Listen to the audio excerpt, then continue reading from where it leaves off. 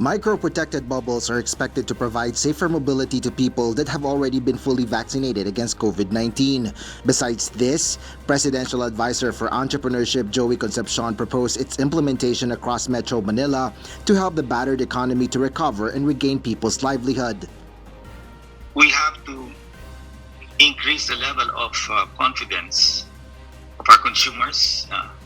That's very important. Our consumers that the workplaces and the businesses that you run, the restaurants, the malls, the salons, etc., are going to be safe for everyone to enter. Metropolitan Manila Development Authority Chairman Benhar Abalos Jr. expresses his support in the proposal upon vaccination of the majority, explaining that vaccinated citizens have lesser vulnerability to the infection.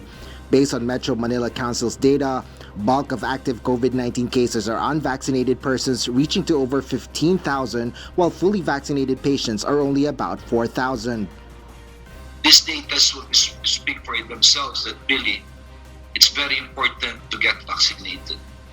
Once we have everyone fully vaccinated, that's what Joey is saying, we could be more flexible with the plans that he said. We could really do that. Octa Research Fellow Professor Guido David agrees with such out-of-the-box advocacies of Concepcion, but he defers to the decision of the Interagency Task Force for the Management of Emerging Infectious Diseases in adopting the system. It's not our call to make the balancing act. It's a very difficult decision. It's an unenviable decision, actually, very difficult. And that's why we defer to the IATF to make these recommendations, or at least to make the decision-making that they feel is best for the country.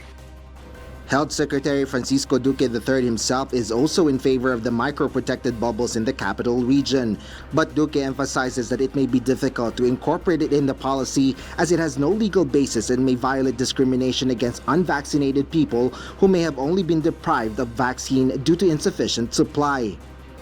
Okay sa akin yun, I support it. I'm just afraid that the challenge that the IATF might face, if not actual suits being filed, no?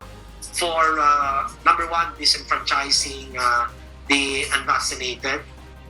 Concepcion says he will submit supplemental information based on other countries' policies, as some foreign nations have already been implementing the micro bubbles.